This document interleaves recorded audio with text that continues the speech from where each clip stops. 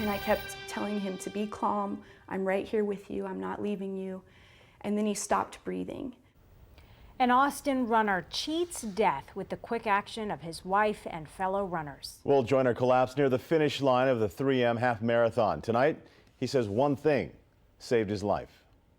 We were so excited. Jenny and Will Joyner decided to run the 3M half marathon together to mark a new beginning after a tough year. We were actually running the race in honor of my father, who passed away back in October. But it would soon turn into the race of Will's life. Mile 1, 2, 3 was going really smoothly. I knew we had started off pretty fast, and I was trying to pace us down a little bit. She was running just a little bit ahead of me. And he kept saying, go ahead, because he knew I could run faster, but I wasn't going to leave him. I would say around mile 9, I started to get really hot. And then mile 11 was when it was really becoming really a struggle to kind of keep moving. I turn around and I just see him collapse. As my legs started to feel real weak, I was like, my mind was saying, like, man, you need to lay down. You should just lay down. And from that point on, I don't remember anything after that. Jenny's training as a nurse practitioner kicked in.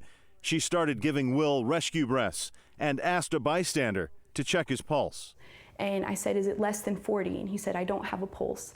I said, start CPR, and he started immediately. Then several runners started a symphony of chest compressions. It was just amazing. I continued to do breaths, and the runners and the person who was in uniform cycled out CPR, and we did about 7 minutes of CPR until EMS arrived. A woman gently pulled Jenny away and told her to let the paramedics do their jobs. I can't explain what it was like watching my husband go through that. Then panic set in. I said, please don't let him die. We have 2 babies.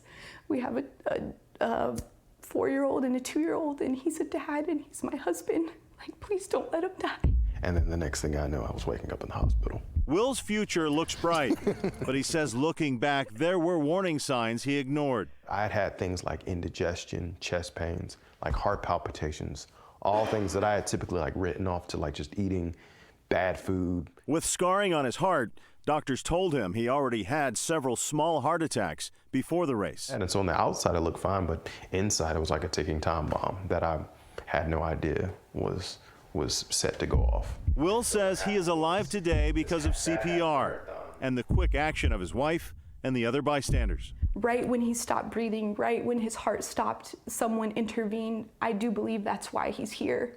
That's why his brain is okay. I'm in awe about it all. I have eternal gratitude